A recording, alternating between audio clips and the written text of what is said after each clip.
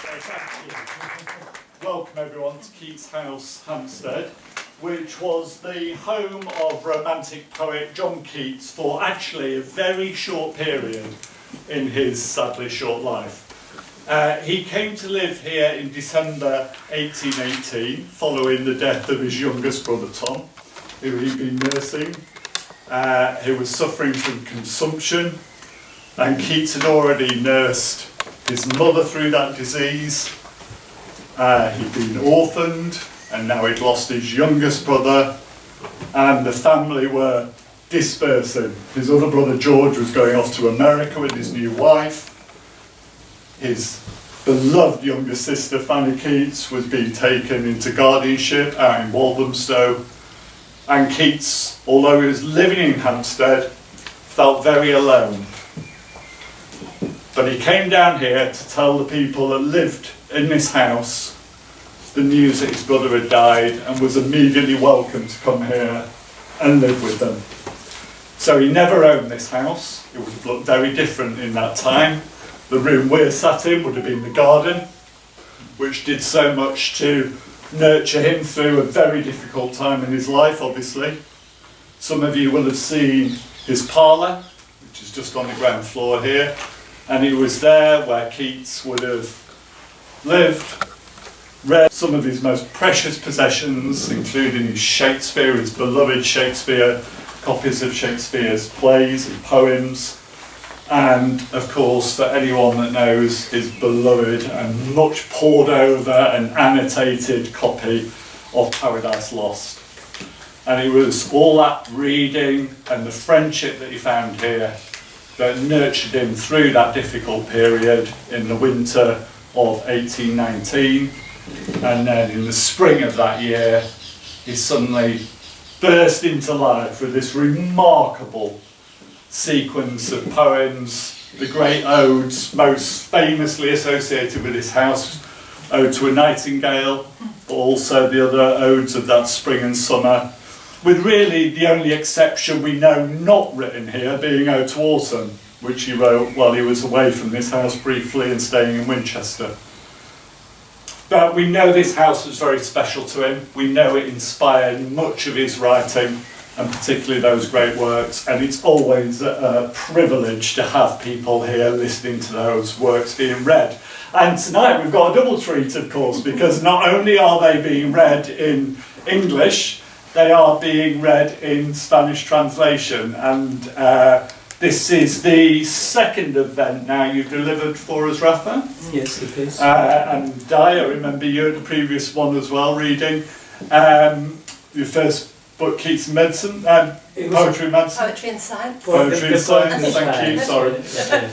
It was related to medicine because, of course, Keats trained as a, that's right. As a medic. And launched here, and now we're here again for the launch of Keats Now, and I'm really looking forward to hearing these poems read in both versions, and thank you for those of you tonight that are going to do that for us. So, Rafa, over to you. Okay, I'll let you introduce your guests and readers. Thank you very much, everyone. Thank you. Thank you.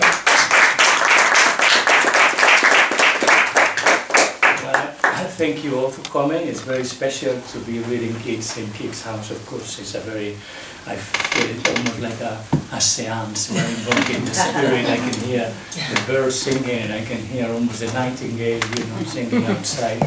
It's really a very, very beautiful evening, and it's a very beautiful seance, a meeting. Thank you all for coming. I am Rafael Peñas Cruz, known as Cruz, is easy to pronounce, and I am the publisher and translator of this book we present today, Keats Now, a bilingual English-Spanish anthology of the work of young Keats. And all the poems we're going to read today are taken from the last book, published shortly before he died. So it's an homage, I think it was published about this time of the year, so it's a homage to his last publication. As you know, he didn't sell many books in his lifetime, so Gold Star Books, which is my publishing house, specializes in translating poetry from Spanish into English, Catalan into English, English into Catalan. We do both ways. We have printed 200 copies of Keats now. And 200 copies is the exact number of books that John Keats sold of all his poems in his lifetime. So if you buy one of the books, you will be getting one of the 200. Whatever happens after, and I hope I sell like hot cakes, you will be getting one of the 200th anniversary of which is being deliberately printed in this number. Okay, Gold Star Books, I'll be very brief, we've been publishing several books there. This is our second book. The first one from Spanish into English. The Popping Corn was from Spanish into, so this is from English into Spanish. Popping Corn from Spanish into English, a book of surrealist poetry by a Spanish poet, very good. And the Poetry of Science is from Catalan into English. It's called the Poetry of Science because the poet, who is one of the best living poets in Mallorca now, is a scientist as well, so that's why he reflects on that. But we are presenting Keats now, and I'm going to have the pleasure of introducing you to the fabulous Daisha, who is an actress, playwright, and theatre director as well. So, and librettist. Yes, these days, yeah. And she's going to read the original Keats poems, a selection of the poems included here in the English original. And then I'm going to read my own translations. And then we have here Rosa Muciniat from King's College London, who is an expert in translations in general, but translations of romantics in particular, and especially the reception of Keats in the continent. And she leads a group called Radical Translations, which with King's College and other colleagues, and she's going to explain us a bit about that, and we're going to have a chat with her on the second part after a glass of wine, and in which you need to buy some of the books. We are going to have a chat, the three of us, but mostly with her, with Rosa, about translation, her work, my work, the possibility of translation. Is it possible to translate Keats? Was it difficult? Why? About translation generally, okay, and translation of poetry in particular, which is always difficult. Okay, the book is totally bilingual. It's in English and Spanish. The prologue, everything. So it's addressed to both the Spanish and English market. We have presented it in Madrid, in Barcelona, in Granada, in Seville, and this is the London launch. So I'm very happy to be here with all of you.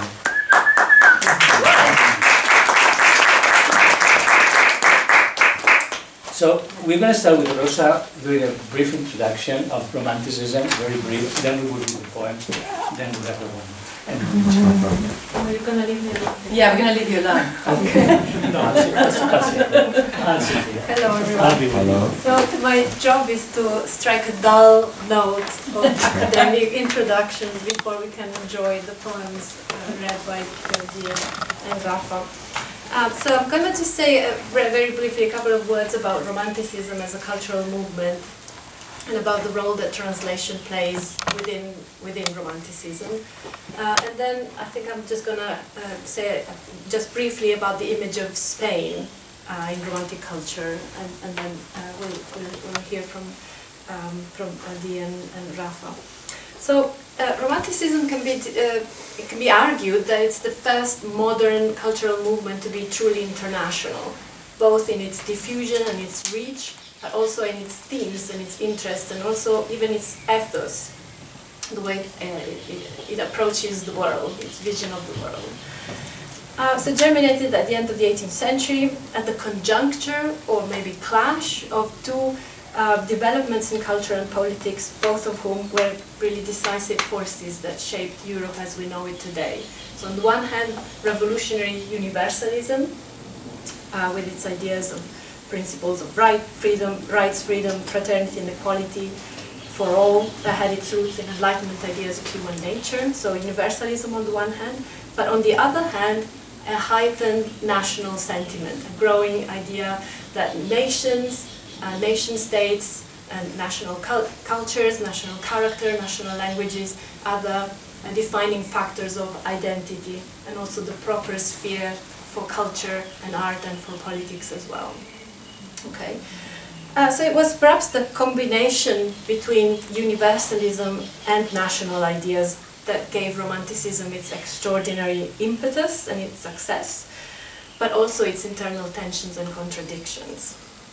And if you think about it, universalism, transnationalism, and interest in others, and on the other hand, a strong sense of national identity.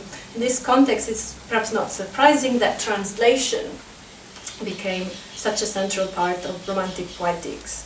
And historians talk of a translation boom in the late 18th century as really an unprecedented number of texts circulated in translation across the pond, across the Channel, across the Alps, across all kinds of borders, social, linguistic, and temporal as well.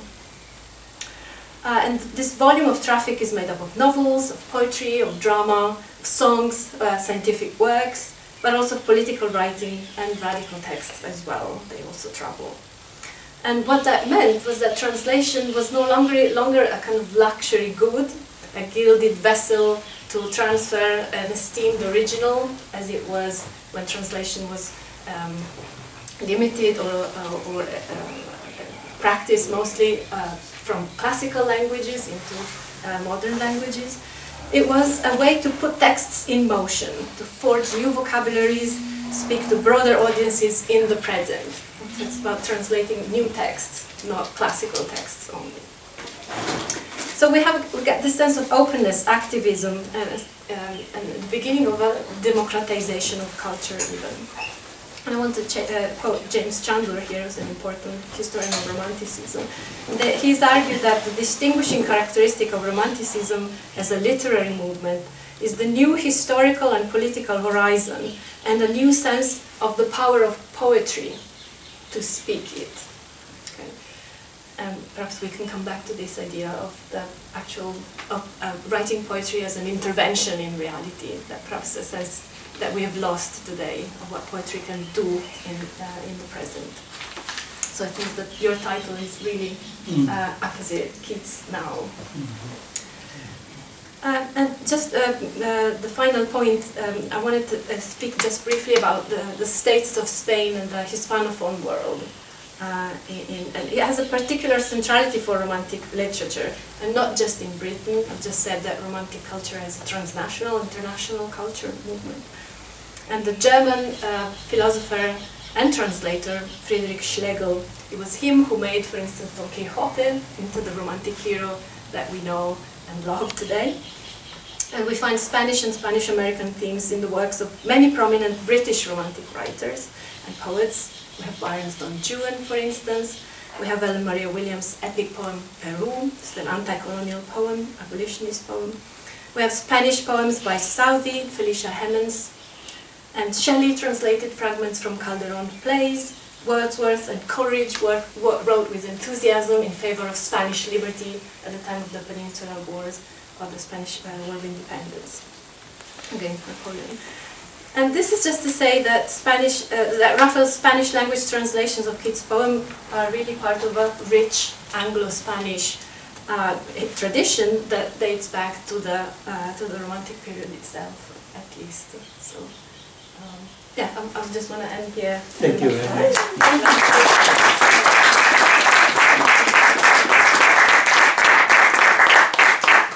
Okay, now we're going to Thanks, do... Rosa. Thank you. Thank you very much. We're going to do the reading, and we're going to do a fragment from Lamia, which is a very long poem, narrative poem, because Keats wanted to use the mythological Greek tradition and bring it and use it for new purposes. So the Keats now of my book relates also to the now of Keats bringing classicism to the 19th century, relaunching it, reinterpreting it. So Lamia is a poem about a mythical character, a demi-goddess, who fell in love with Lysias, a mortal, and therefore was punished to become a snake.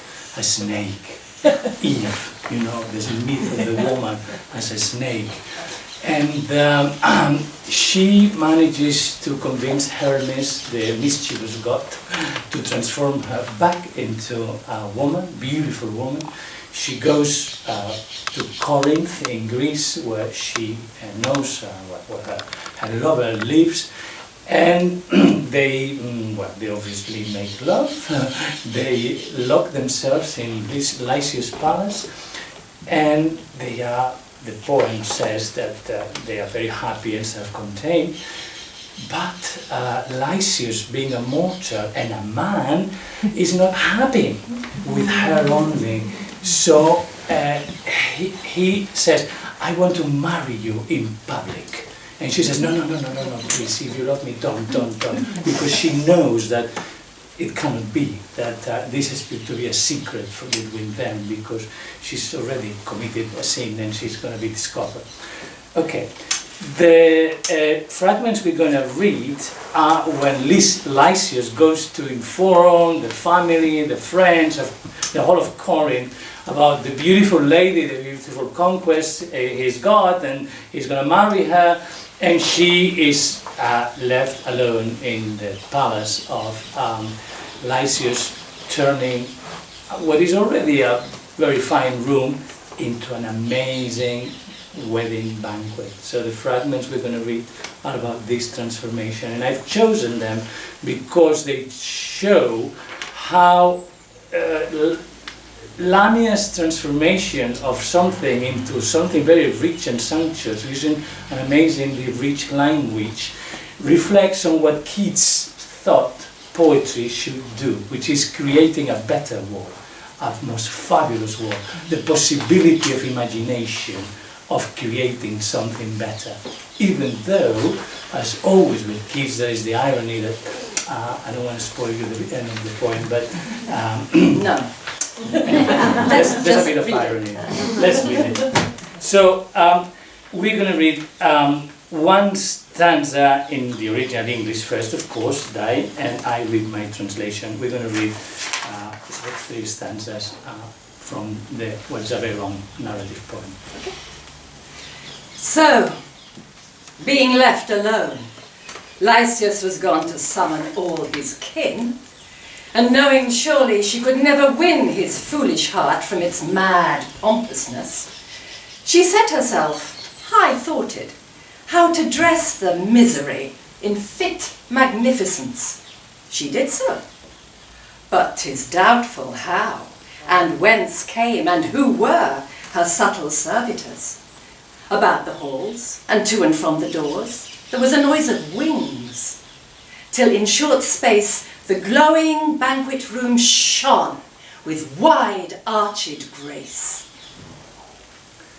Así que, al quedarse sola, habiéndose Licio ido a convocar a sus parientes y amigos, y sabiendo perfectamente que no podría jamás conquistar su necio corazón para que desistiera de su loca pomposidad, ella, con elevado pensamiento, se dispuso a planear cómo vestir su tristeza con la adecuada magnificencia.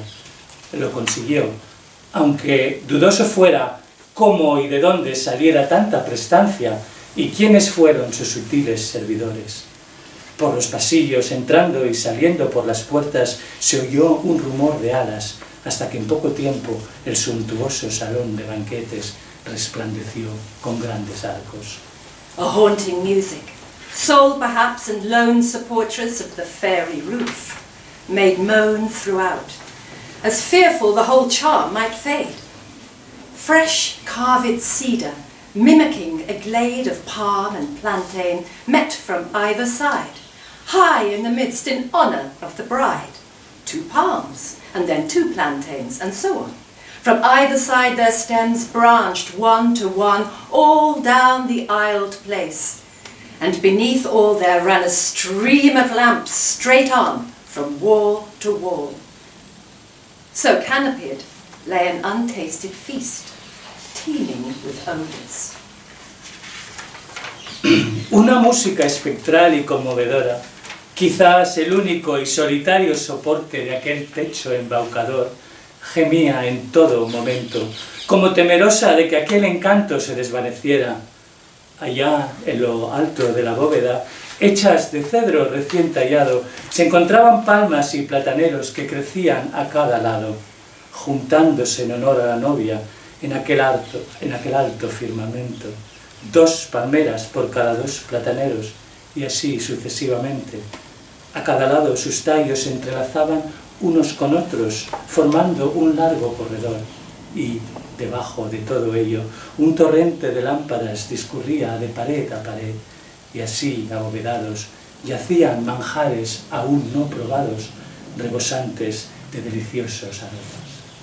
Lamia, regal dressed, silently paced about, and as she went in pale, contented sort of discontent, missioned her viewless servants to enrich the fretted splendour of each nook and niche.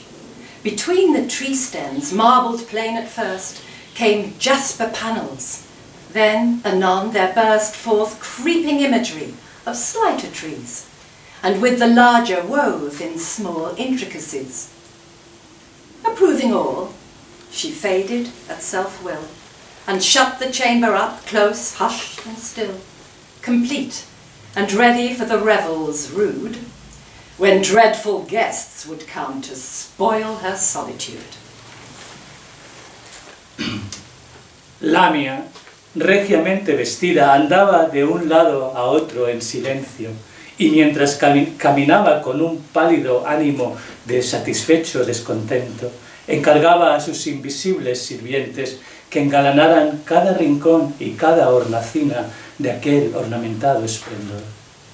En el espacio entre los troncos de los árboles, de mármol originalmente, aparecieron paneles de jaspe. Luego, repentinamente, se expandieron imágenes de árboles menos impresionantes que con los más altos se entretejían en complejos enramados. Y una vez ella lo hubo aprobado todo, se desvaneció según su voluntad, cerrando tras ella aquella estancia silenciosa y quieta, terminada y lista para las juergas plebeyas, cuando los temidos invitados vinieran a arruinar su soledad.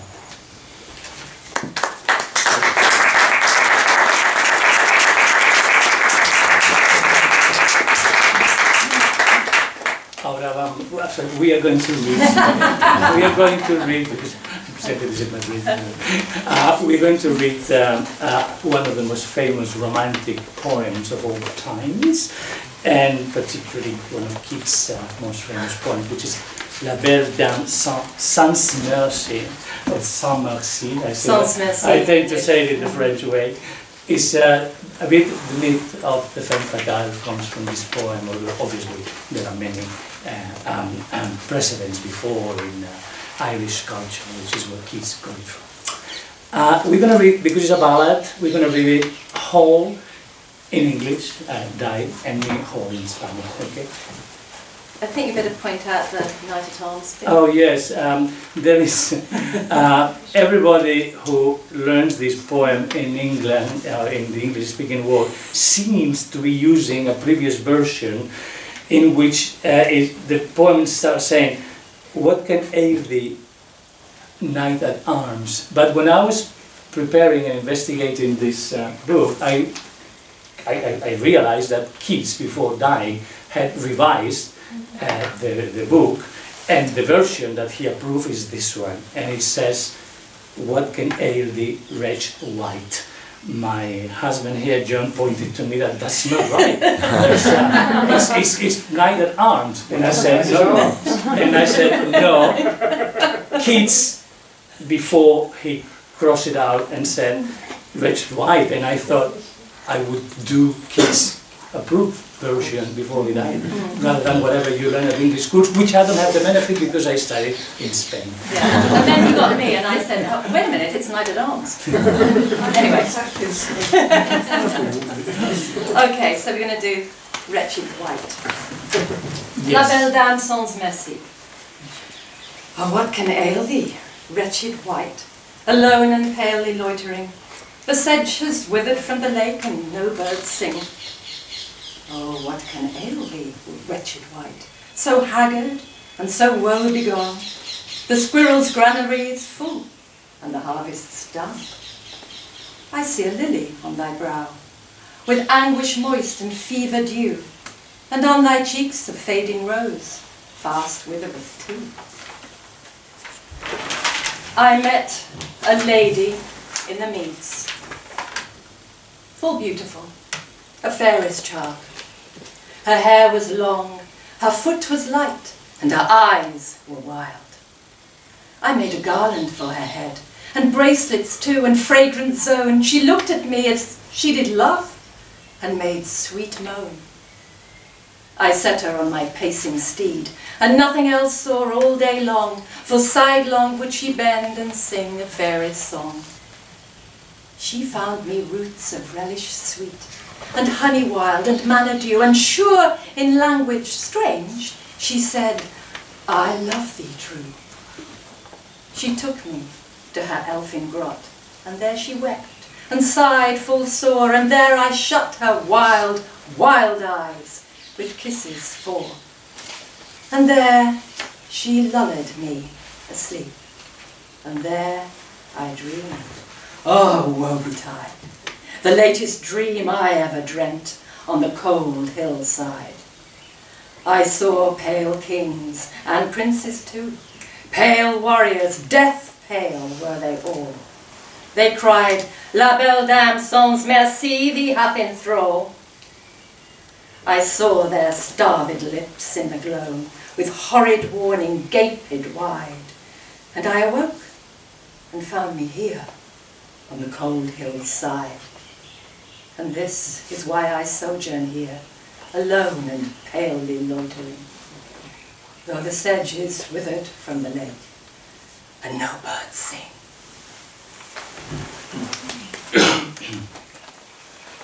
Ah, criatura infeliz, ¿qué puede afligirte tanto, solo y tan pálidamente holgazaneando?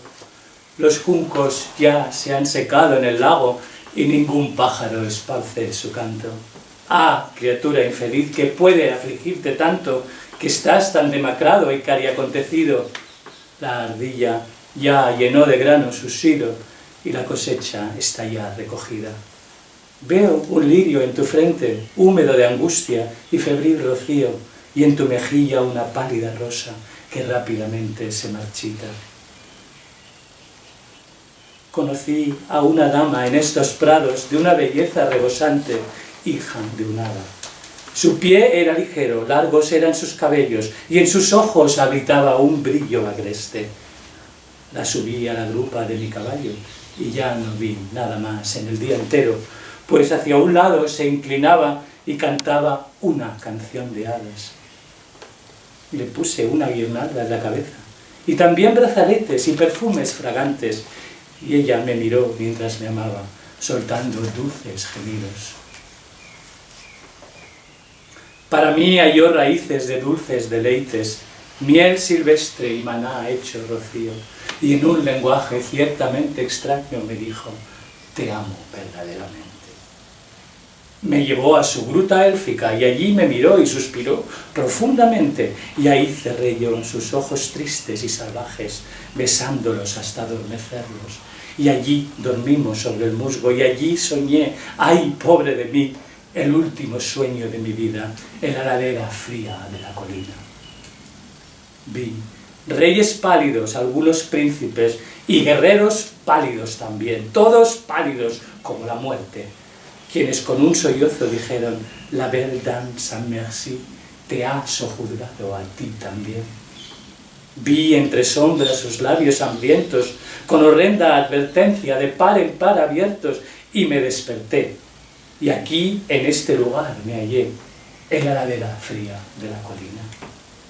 Y por eso estoy aquí paralizado, solo y pálidamente holgazaneando, aunque el junco ya se haya secado en el lago y ningún pájaro esparza a su canto.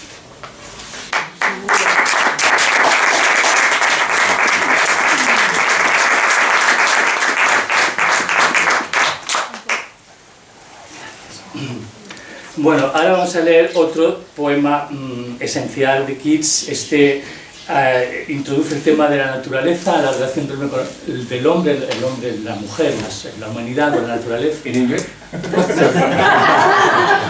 you got half the people with it. Sorry, we're going to read. I can speak in Catalan. No, we're going to read another of the most famous poems in the Written here. written here. I think the ode to the Nightingale.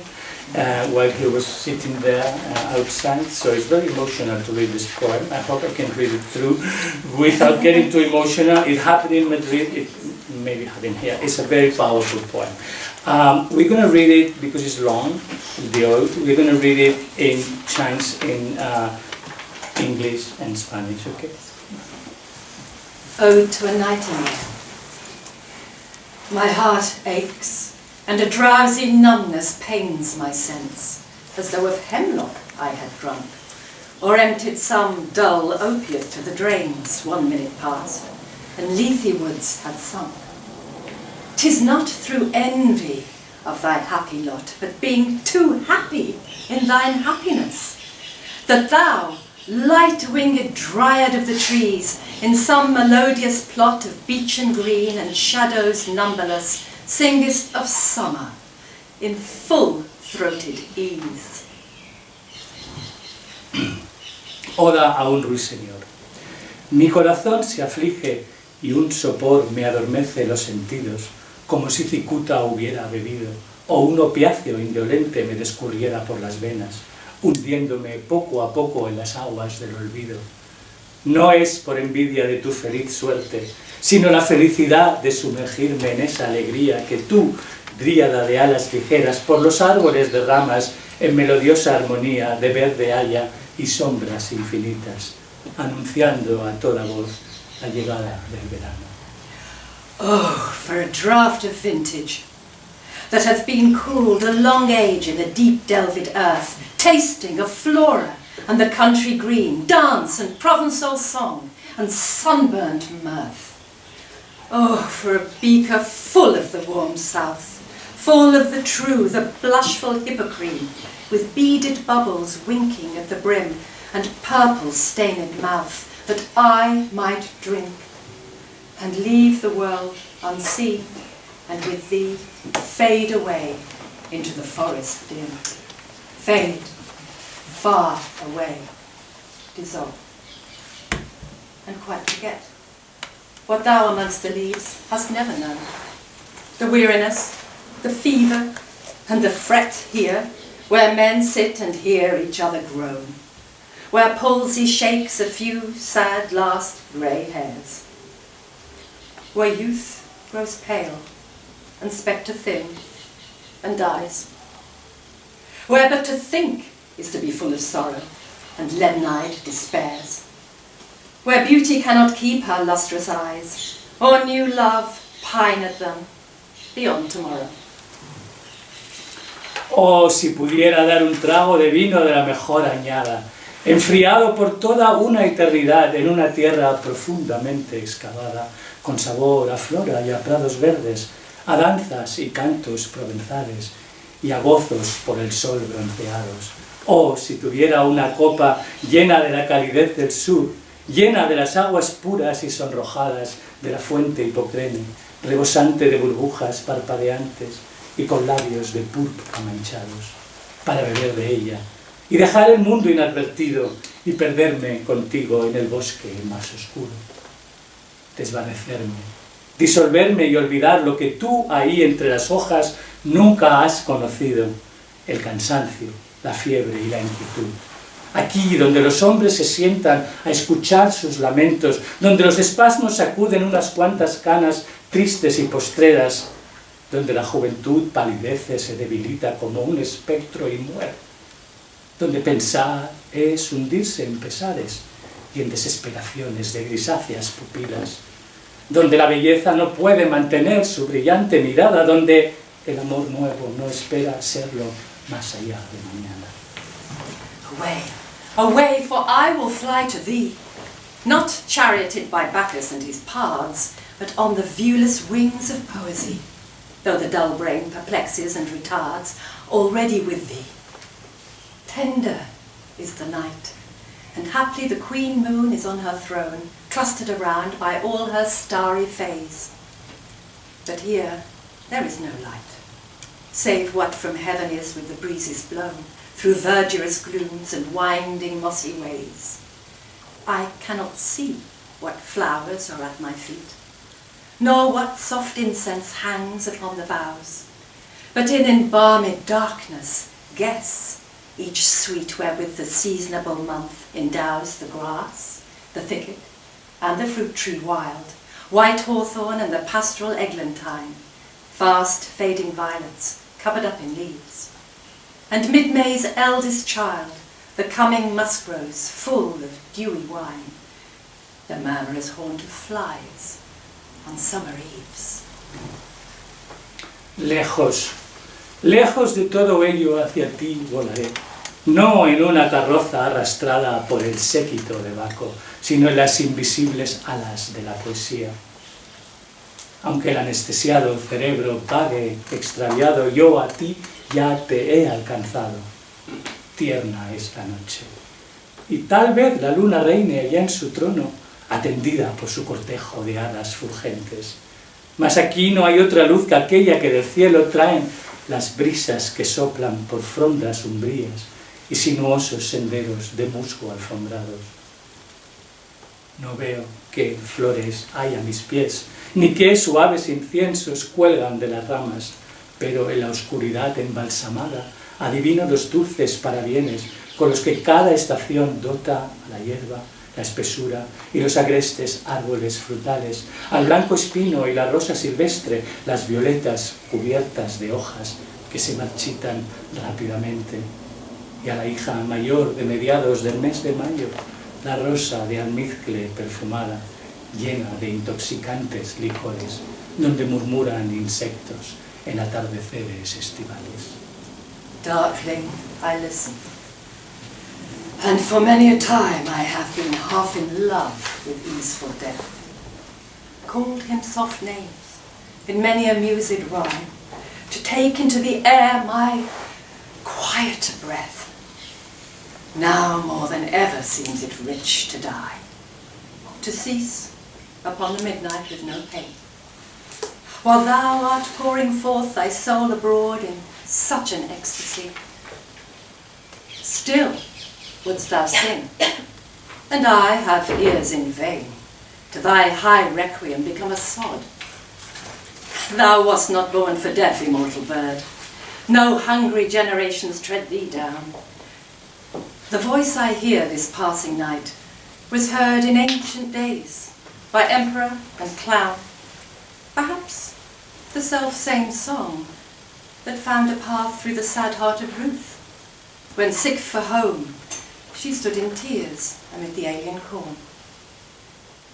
The same that oft-times hath charmed magic casements, opening on the foam of perilous seas, in fairy lands forlorn. En la penumbra escucho y durante muchos años he estado medio enamorado de la muerte reposada. La llamé con cariñosos nombres en infinidad de rimas meditadas, para que viniera a llevarse mi hálito sosegado. Ahora más que nunca morir me resulta grato, expirar sin tormento a la medianoche, mientras derramas tu alma por el mundo tan dichosamente. Aún querrías tú seguir cantando a mis oídos vanos por tu alto requiem imperturbados. No naciste tú para la muerte ave inmortal. Ninguna hambrienta generación logrará derribarte, y la voz que escucho esta noche fue escuchada en tiempos pasados tanto por el emperador como por su bufón.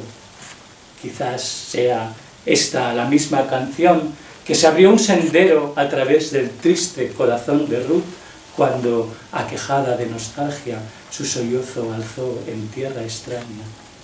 La misma canción que a menudo me abre mágicos umbrales entre el oleaje espumoso de peligrosos mares, abandonándome en tierras desoladas. Forlorn. The very word is like a bell to toll me back from thee to my soul self. Adieu. The fancy cannot cheat so well as she is fain to do, deceiving elf. Adieu. Adieu. Thy plaintive anthem fades, past the near meadows, over the still stream, up the hillside, and now 'tis buried deep in the next valley glades. Was it a vision or a waking dream? Fled is that music. Do I wake or sleep? Abandonado. La misma palabra es como una campana que dobla llamándome de vuelta a mi ser descorazonado. Adiós. La fantasía no puede engañar tanto como por lo que es celebrada, duende farsante. Adiós, adiós, tu himno quejumbroso se desvanece más allá de los vecinos prados, cruzando el arroyo pausado, ascendiendo la ladera, y ya está enterrado profundamente en los claros de los valles cercanos. ¿Fue acaso una visión o el sueño de un momento de desvelo? La música ha huido. Estoy despierto o ya dormido.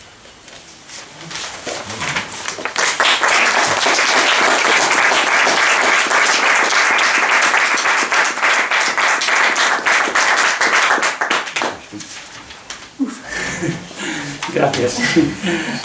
Muy intenso. Very intense. We're going to read the Ode to a Grecian Urn, and we're going to read stanza in English, stanza in Spanish. And then we get a drink. And then we're going to drink a much needed break for this intensity. For me, go on. Ode on a Grecian urn. Thou still unravished bride of quietness, thou foster child of silence and slow time, sylvan historian, who canst thus express a flowery tale more sweetly than our rhyme. What leaf-fringed legend haunts about thy shape of deities or mortals or both, in Tempe or the dales of Arcady? What men or gods are these? What maidens loath? What mad pursuit? What struggle to escape? What pipes and timbrels? What wild ecstasy? Oda a una urna griega. Tú, novia aún sin desflorar de la quietud, tú, hija adoptiva del silencio y del tiempo lento, historiadora silvestre que puedes por tanto contar historias floridas de forma más dulce que nuestra rima. ¿Qué leyendas de deidades o mortales, o de ambos a la vez, se muestran en esa forma tuya de hojas ribeteadas, allá en Tempe o en los valles de Arcadia? ¿Qué hombres o dioses son esos? ¿A qué doncellas desprecian? ¿Qué locura persiguen? ¿De qué batallas huyen? ¿Qué flautas y panderos son esos? ¿Qué delirios feroces? Heard melodies are sweet, but those unheard are sweeter. Therefore, ye soft pipes, play on, not to the sensual ear, but more endeared pipe to the spirit ditties of no tone. Fair youth, beneath the trees, thou canst not leave thy song, nor ever can those trees be bare. Bold lover, never, never canst thou kiss. Though winning near the goal, yet do not grieve, she cannot fade, though thou hast not thy bliss, for ever wilt thou love, and she be fair. Dulces son las melodías escuchadas, mas las no oídas son más dulces todavía. Sigue pues tañendo tus suaves flautas, no para ningún sensual oído, sino, mejor aún, para elevar nuestro espíritu con tus silenciosas cancioncillas. Hermoso joven, yaciente bajo los árboles, tú no puedes cesar tu canto, ni esos árboles podrán nunca quedar desnudos. audaz amante. Nunca tú podrás besar a tu amada, aunque estés tan próximo a ella. Mas no te aflijas, pues aunque tú no consumas tu dicha, tampoco puede ella rechazarte. Para siempre tú la amarás, y ella, hermosa, siempre será. Ah, happy, happy boughs that cannot shed your leaves, nor ever bid the spring adieu. And happy melodist, unwearied, forever piping songs, forever new. More happy love, more happy, happy love. Forever warm and still to be enjoyed, forever panting and forever young. All breathing human passion far above, that leaves a heart high sorrowful and cloyed, a burning forehead and a parching tongue. Ah, ramas doblemente dichosas, que no podéis perder vuestras hojas, ni decir adiós a la primavera. Y tú, músico melodioso, infatigable, para siempre tocando con tu flauta canciones siempre novedosas.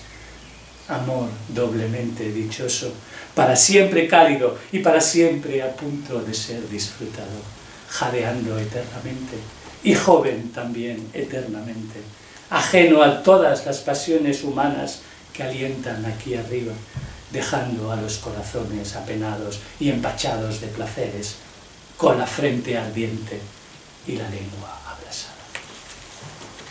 Who are these coming to the sacrifice? To what green altar, O mysterious priest, leadst thou that heifer lowing at the skies, and all her silken flanks with garlands dressed?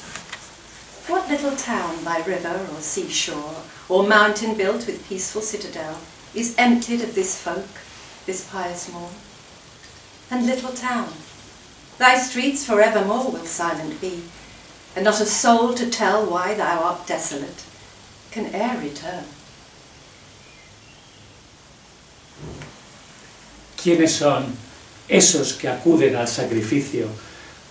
¿A qué verde altar, oh misterioso sacerdote, llevas esa novilla que alza su mugido al cielo, con el lomo vestido de sedas y de guirnaldas adornada? ¿Qué pueblo junto al mar, o a orilla de un río, o a una montaña encaramado y por un pacífico castillo coronado, habrá sido abandonado por esa gente en esta piadosa mañana? Y tú, pequeña población, tus calles para siempre quedarán ya silenciosas, pues a ti jamás podrá volver ningún alma que pueda contar por qué estás así tan desolado. O Attic shape, fair attitude, with breed of marble men and maidens overwrought, with forest branches and the trodden weed, thou, silent form, dost tease us out of thought, as doth eternity. Cold pastoral.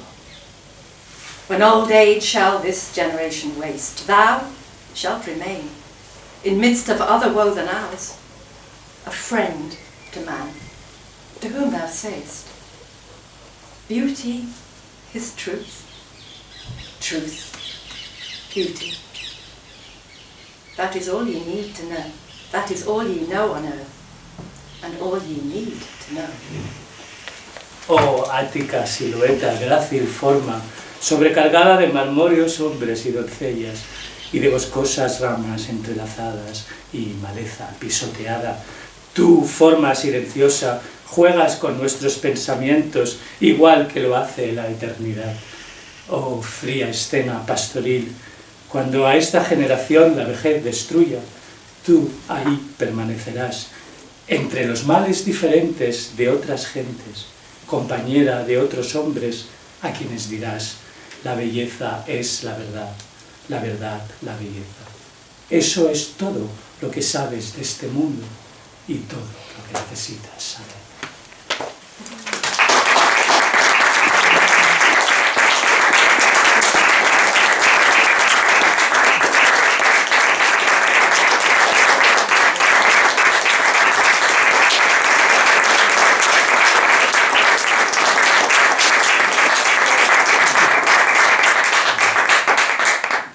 Very much. It's very intense for me reading Keats. I kind of see myself, we can talk this with Rosa later, I see myself as a medium, as a translator, and in between, and I kind of channel the other. And being in this house is very special. I need a glass of wine, I'm sure you need to go to the toilet. I'm going to be no respite for the weekend, I'm going to be selling my wares here. So if you want to buy the book, I'll be here. And please bring me a glass of wine. I'm first looking into Chapman's Homer. Much have I travelled in the realms of gold, and many goodly states and kingdoms seen. Round many western islands have I been, which bards in fealty to Apollo hold. Oft of one wide expanse had I been told that deep-browed Homer ruled as his demesne. Yet did I never breathe its pure serene, till I heard Chapman speak out loud and bold.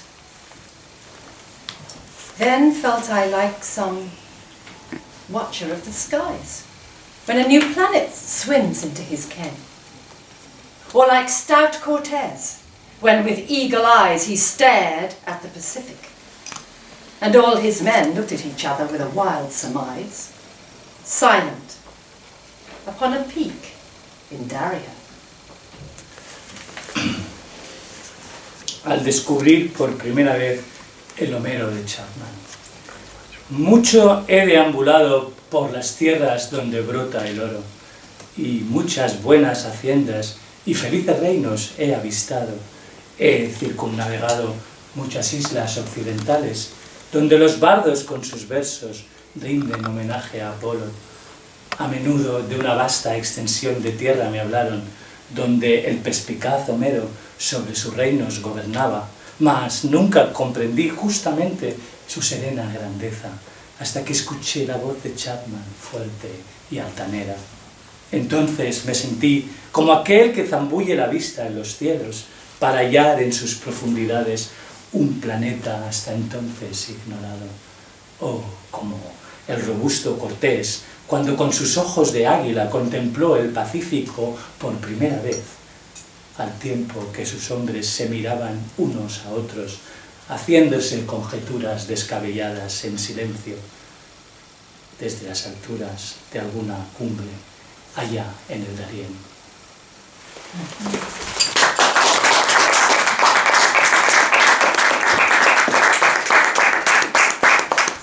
So we're going to use Keats's homage to Chapman, and Chapman's translation of Homer, to sort of segue into asking Rafa, what brought you into translation in general, and Keats in particular? I believe in magic, and I think it was a magic thing that happened to me after I had cancer and a series of setbacks, and then the pandemic. I thought it was impossible to translate poetry and Keats in particular, no, because of the language, the accent patterns. I studied English literature at the University in Barcelona, so I knew Keats very well before. I thought it was impossible, and then suddenly, in my house with my husband in Cambridge, in my garden during the pandemic, and everything stopped, I started translating T.S. Eliot. The four quartets, because I did my thesis on the four quartets. So that's going to be the next one, yeah? Wow. Well, I need to convince it's still in copyright, so I need to convince them. But my friend Kevin Harrison here is in touch with the bishop of something or other who's got the rights. Rochester. He was a big bishop.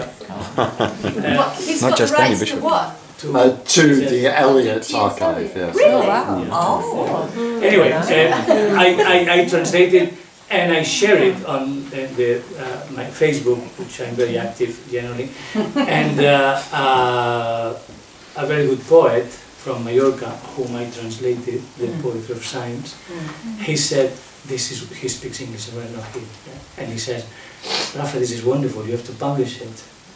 And then we established a dialogue, and he started sending me poems, and I translated them. And I don't know how it happened. It really is a channeling of energy. Sorry, it's magic. I don't Magic. know how to explain it.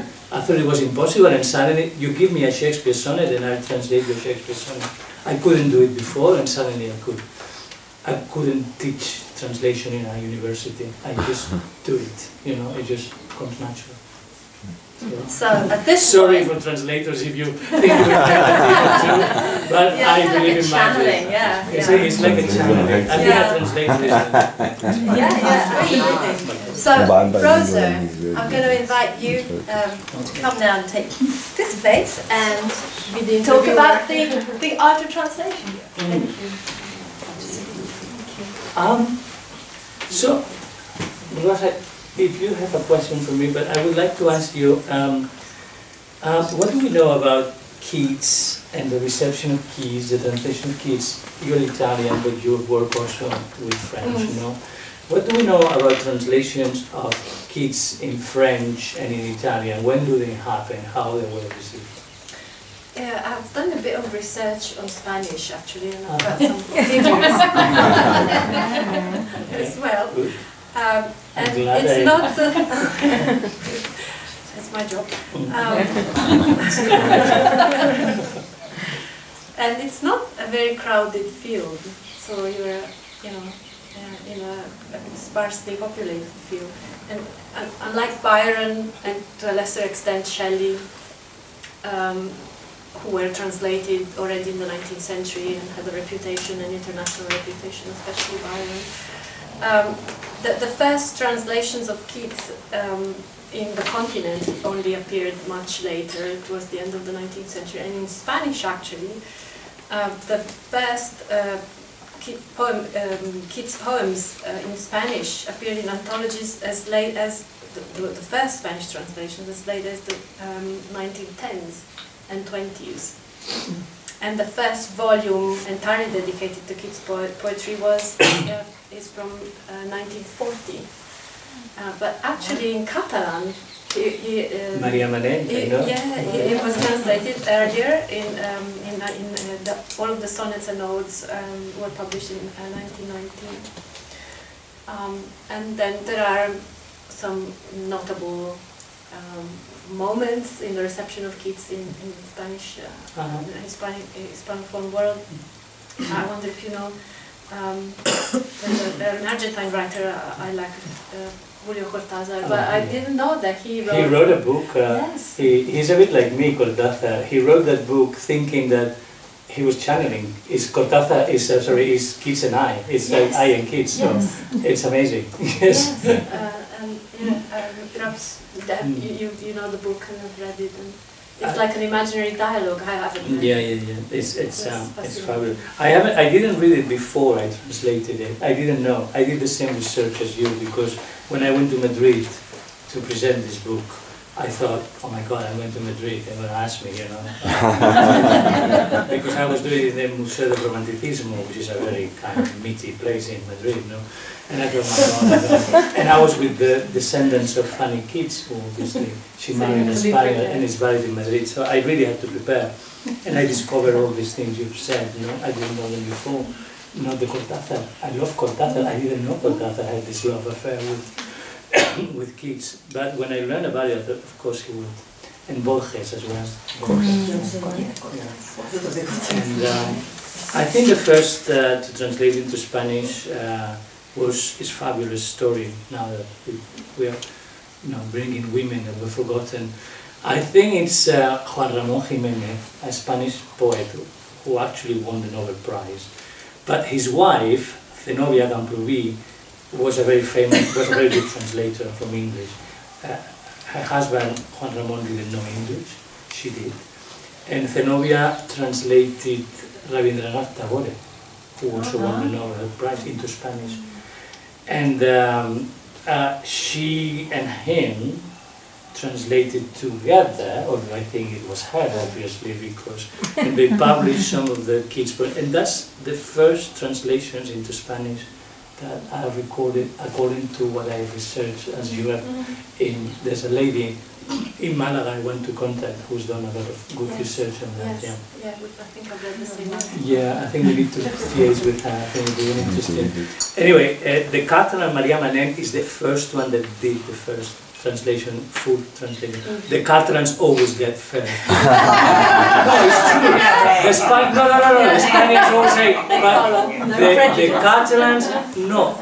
I'm Spanish, I'm from Cordoba. But the Catalans are always more European, more advanced, and it's fake news. The first proper book into any Hispanic peninsular language was Maria Manent in 1919, I think, to remember, which is, and then a very famous poet called I don't remember now, 1940. It's 1940? Panero, Leopoldo Panero. Leopoldo Panero is the first one in 1940. Think about it, how late it is. I mean, Keats dies in 1921, and the first proper Spanish, that is 1940. Now, I thought in Latin America would be earlier. No. Why? Because the Hispanic world looked at France, and all the poetry of all the Ragún Daríos and all the poets of Peru and all the poets of Spain, they thought English poetry, apart from Shakespeare, it was unknown. They were following Rimbaud and Baudelaire and all that. Anyway, but I asked you first, Italy. Italy, I'm very curious, that's why I invited you. Tell me about Italy. He died in Italy. What do you know about how Keats was received in Italy, please? He didn't have a reception until, it's a similar story to Spanish, perhaps a bit earlier. I think the first translations are from maybe 20 years before the Spanish ones, so the late 19th century. But he has no reception in Italy during his lifetime or in years. Despite being in Italy and dying in Rome. And the same goes for Shelley, actually. Really? Yes. And France? Is France more advanced, like the Catalans with the Spanish? Is France more advanced in the Keats cult than Italy and Spain? I don't think so. So the English author, the romantic author that was translated everywhere is Byron. Byron, yeah. And not the others. And why was so, you think? Have you researched on that? I think because Byron was a international celebrity, and perhaps the first really Superstar. star that people recognized wherever he went, and that's the kind of. Do you think he's actually a romantic? Byron. I find him in honesty. But you know, cynicism, irony, and reflections on the kind of self-doubt and reflections on the validity of what they were actually doing is also a feature of romanticism, we could say. Keats is very ironic in a way. In a strange, not in ironic in ha-ha-ha way, which is what people understand, but I find there's an irony in all these poems. For example, The Nightingale, which we have read today, is so unassailable, unattainable, So on the one hand there is this, wonderful, and on the other hand there's a defeat, and that's the irony. Yes, Between what he it's a says profoundly and what you can romantic achieve. sentiment of defeat, I think, and failure. I'm very interested in failure. Yeah. And it's a very romantic, a key romantic idea, I think. And they all died young, and that's good, because if they had to... not as a person, obviously, we all want to live as much as we can. Tell me about it. Hopefully. I've been through a lot. But except Wordsworth, who proves your point. Well, it doesn't matter. What I mean is that I want people to live happy and as much as they can. So I don't mean it like that. What I mean is that it's good to die young, like Jim Morrison, or all this, which actually is very, very Keatsian, and all these heroes. It's good to die young because you don't have to deal with the mess of reality. You know, you do what you I'm being do. honest. But then if you live longer, you know, you have to deal with reality.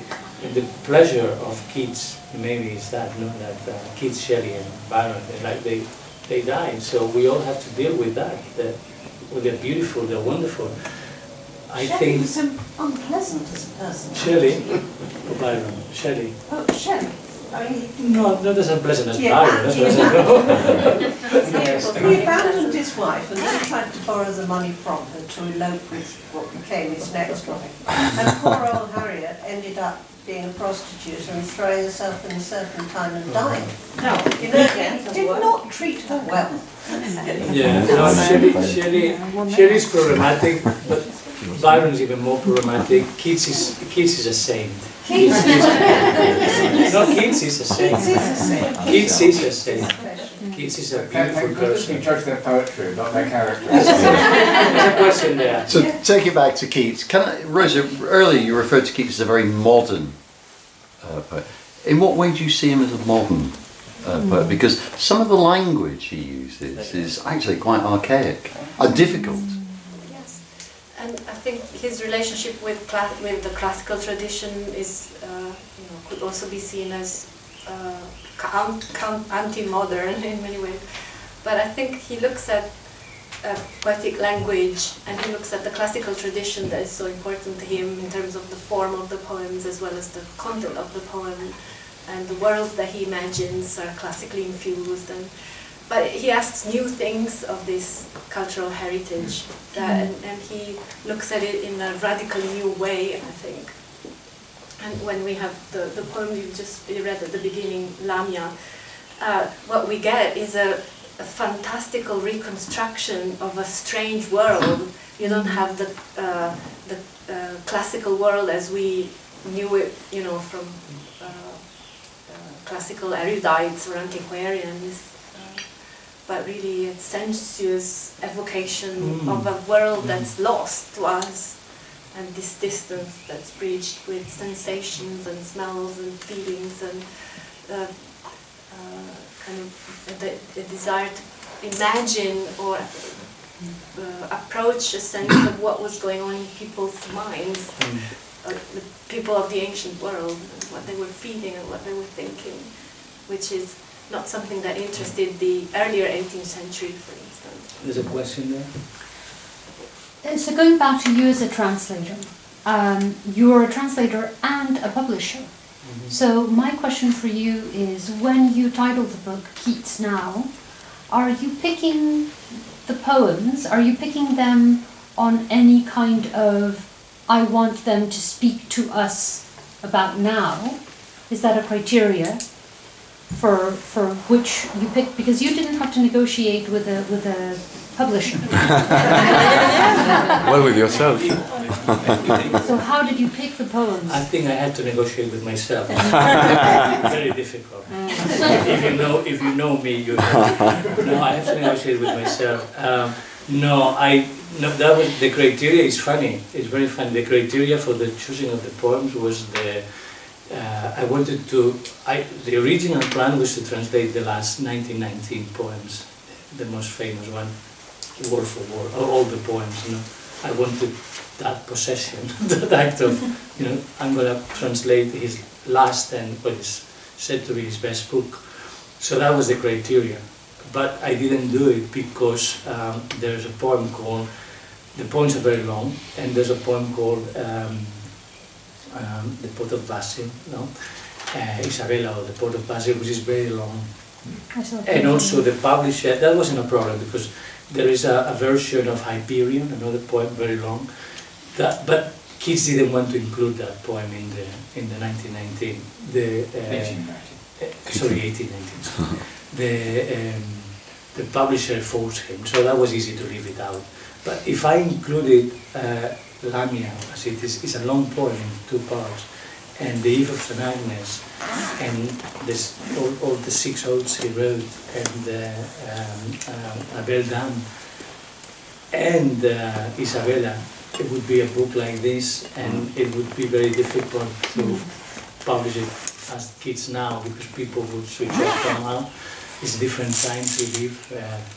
And then I decided to leave Isabella with lots of pain in my heart because I wanted to do that book, the replication. I was told to do it by Keats. I know it sounds silly, but it was strange. You were also using your inspiration, like the poems that most made you feel like you were channeling Keats. Okay, that's a different question. I mean, I decided to translate the book, no, the 1819 book. The poems that most reached me, well, the youth dying, the brother dying, and even I'm gonna cry now. It's just it's impossible. It's just so deep. The idea of sorry, the idea of life and how difficult it is, and young people dying of consumption, and he went through so much, and then he died only 25. And he knew so much about life and he couldn't live it. So the Nightingale is the most, the one that reaches the Nightingale. Respect the thing, the youth. Where love cannot hope to live beyond tomorrow. All the divorces of people I know, all the children abandoned by whatever, all that comes to me in that poem. He knew Keats, and I know. So there you go. Any questions? Can I ask one to Rosa? Thinking about Keats as a romantic, but it strikes me that he was, in some respect, a classicist, an idealist, and I wonder if that's why he was not readily translated into other languages, because rather than engaging with the present day and with the political climate, it seems to me that he was promoting beauty, idealism, the imagined past, and then also, of course, as you say, reflecting on one's inability to actually achieve that and on failure. But do you think it's because he was not engaging so much with the present day that he was not translated so readily? That's a very good question. I don't think that they were looking necessarily for relevance in the selection of what to translate. I think there was, to return on the question, why wasn't he translated more in the continent? I think there was speaking now from the perspective of Italy specifically, there was a big problem that people had with Romanticism as a foreign fashion, as something that came from Northern Europe and had to be countered by, I think I started my presentation talking about universalism, ideas of transnationalism versus a kind of burgeoning national identities. And in Italy, there were obstacles to the reception of Romanticism because it was perceived as a foreign language, a foreign idiom, cultural idiom, and the truly native, truly Italian style was that of classicism. And so there was a resistance to translating from English and German especially, and there was a sense of indigenous traditions being threatened by. So those who translated Romantic poetry tended to be also Democrats in their politics and to be more outward-looking and wanted change. I mean, do you think the Italians at the time actually resented the Romantic poets who went over there with their Englishness? They did. I mean, it's not a noble sentiment, but there was quite a lot of discussion in the newspapers of the time and in essays and publications of various kinds about who owns the classical world. And I think they did feel threatened by English appropriation of what they felt they had a claim on as the descendants. I mean, similar things happened in Greece with the argument for continuity between modern Greece and ancient Greece that then gets kind of taken up by nationalist discourse and used. We mustn't forget that these are also they're the decades in which in Italy, Risorgimento, the movement towards national emancipation begins, and in Greece, the War of Independence. So they get subsumed into nationalist discourse, and then there's a problem with, in fact, the transnational nature of the classical tradition that has, influenced so many countries in Europe and elsewhere. It has to be nationalized and made our own. So I don't know if that. I'm really intrigued how you go about translating a poem, because I can understand how you translate prose. I wouldn't be able to do it. I can understand. But even then, it took me a long time to realise that translation in itself was an art form, and you can have bad translations and good translations. Yeah, absolutely. Or translations that some people empathise with and others don't. How do you go about translating a poem, which surely is very much about its rhythm, its... Okay, I'm a writer generally. I've got 2 novels published in Spain. And I always create a rock of free-flowing prose or writing or poetry. I also write poetry.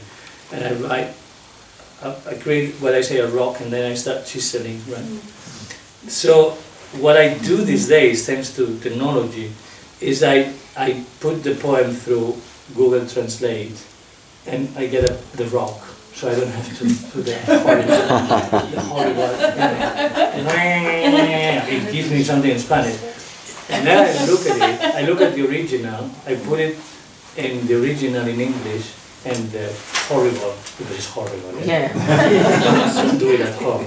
It's very good. Google Translate is wonderful for prose, for this, for example, this question. It does it very well.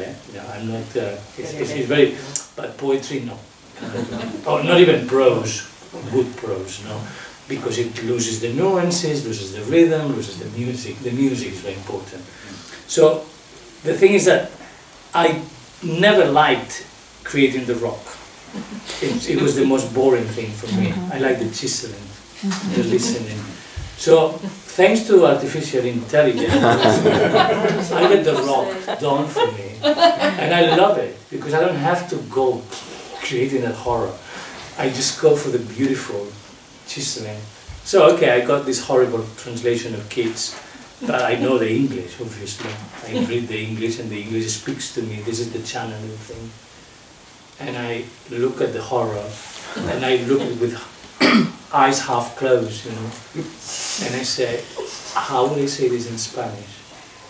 And it comes to me, and I just chiseling. And then it's a question of doing a first rough chiseling, and then you go for the eyes, let's call it, Okay, now, the music. And Keats writes in very specific, very wonderful, patterns, like be it a sonnet, which is an English sonnet, or a Petrarchan sonnet, whatever. He uses both of them, depending on the occasion. That's his privilege. That's the privilege of all of us when we want to use a form that exists already. And then there is the rhyme, very important for him. There is rhyme, and there's rhyme that it's.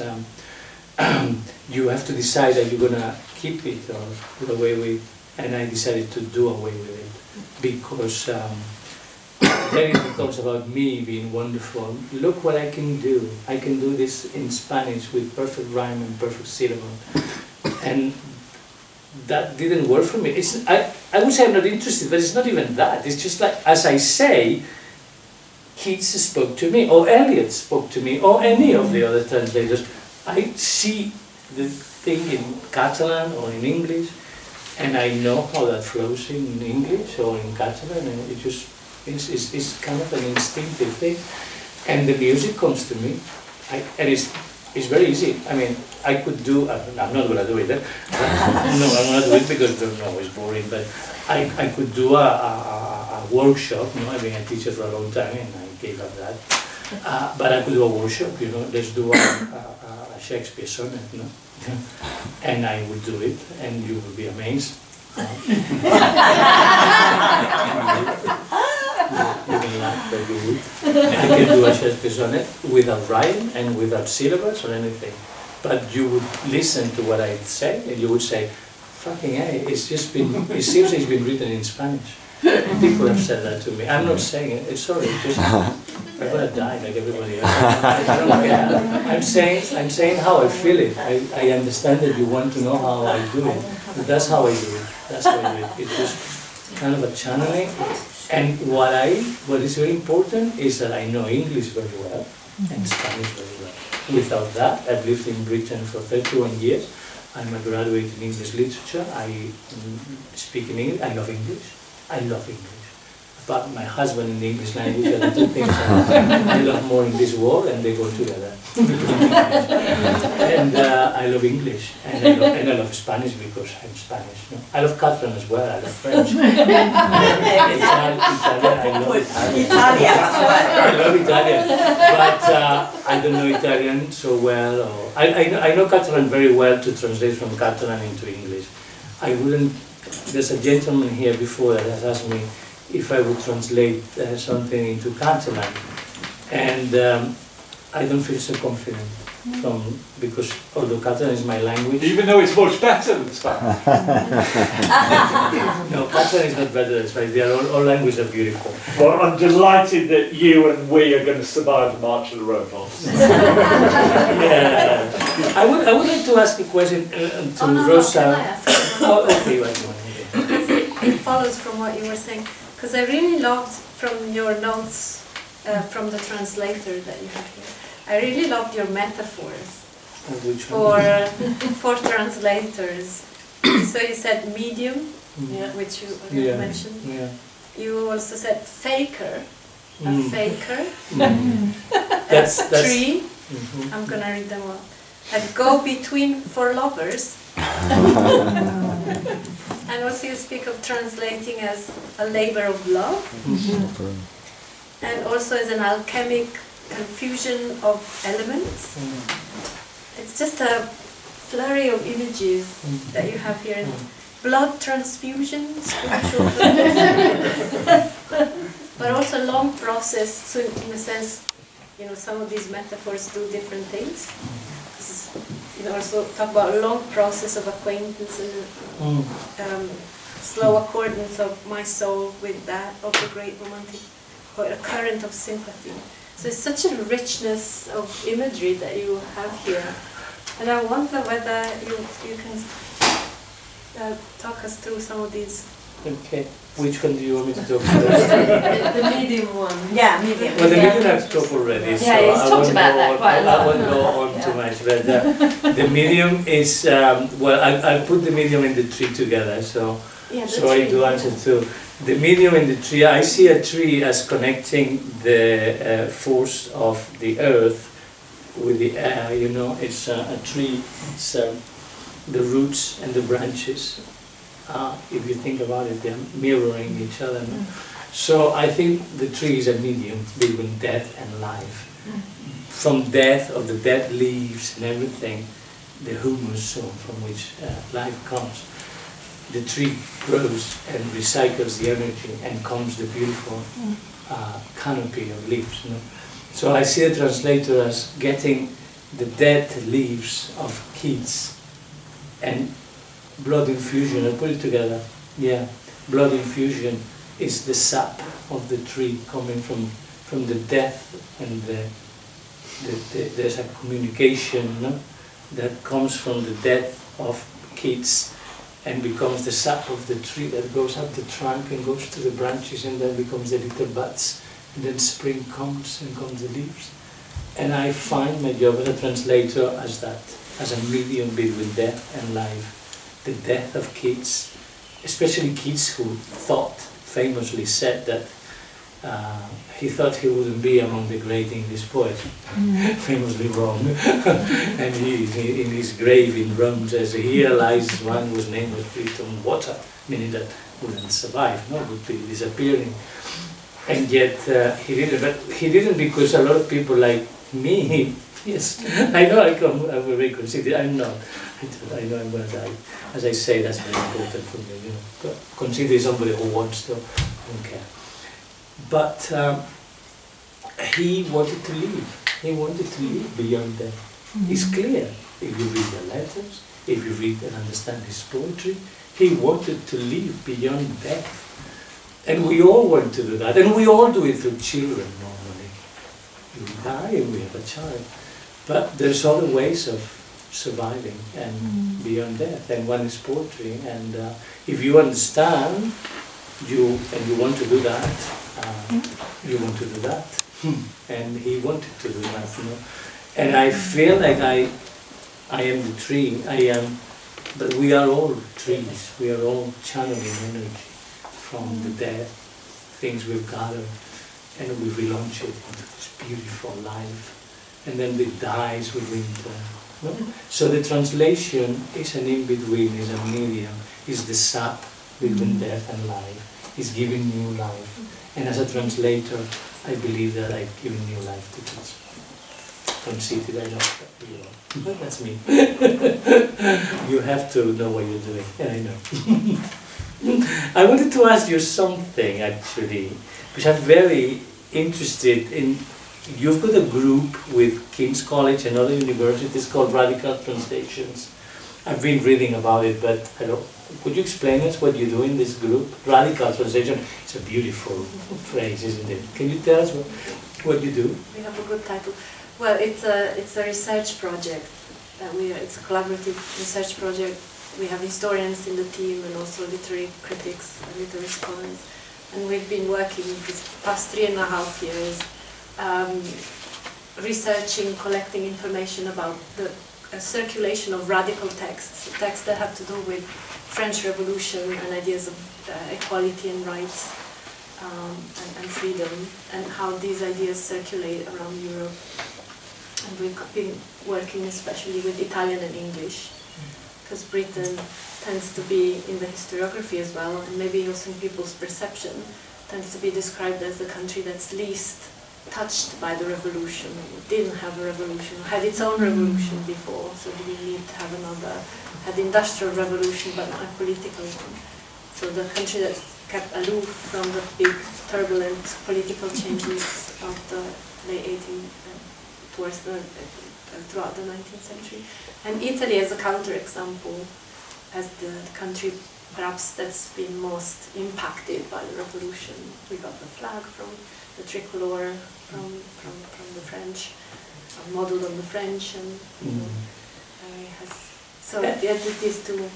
And to what extent this country, Britain, England, in which we are all here now, in this beautiful place, to what extent is true that conception that there was not a revolution? I mean, to what extent Keats's ideas influenced the Risorgimento? I think that there are certain lines of continuity. I mean, there were British sympathizers that really hoped that a revolution. In fact, the French themselves thought that if there was another country where the revolution was going to go, that was going to be Britain, because they had the economic and social sort of conditions for a revolution to happen here in a similar way as it had happened in France. That proved to be not the case, of course. But there were many sympathizers. Happening now. Perhaps there is another cycle happening. Who knows? I think we had our revolution after the Black Death. The peasants. Got rid of the whole feudal system after the Black Death, whereas in France it still existed in the 1790s. And I'm not saying everything was suddenly equal, but we were in an industrialised society 200 years ahead of the rest of Europe. But I'm interested in this idea of the romantic spirit of Britain, which is because of what you say. The Industrial Revolution is so overwhelming and changing everything, disrupting everything, for good and for evil actually, because I was talking to a friend the other day, I don't know who was, maybe it was my husband actually, and I was saying, actually Britain, the Industrial Revolution was good because it was, people preferred to work in a bloody factory in Manchester than to be scraping scraping a life in the Highlands of Scotland at the mercy of the weather. In a way, well, it's true. People prefer to have a salary and a Sunday off. When that came through a lot of fight with trade unionism, people prefer, and people still prefer, to work 8 hours in a bar and then have free time and a salary and holidays than to be working in the earth. I mean, it's all very good to be working on the earth, but you are at the mercy of lack of water. Tell the Pakistanis about it. They would love to work 8 hours and have insurance and a pension. You know what I mean? There's a flood there. So the British, we need to finish, I'm aware, because Robert said that. But we need to go. But what I mean is that the English had more interest. I think all the trade unionism comes from Britain. Let's not forget. All the Marxism comes from Britain. Engels comes from Manchester. He's German, but he believes in Manchester. So this radical translation, this radical language from the Romantics to now, and all the conquests we have that allow us to have an NHS, and all these things come from the Romantics, the English, you know. And the failure of the Romantics, and I finish here, I think the failure of the Romantics is not a failure. It just becomes transmuted, like everything else, like the tree, into Marxism, into revolutions, into whatever. We are always trying to improve our lot.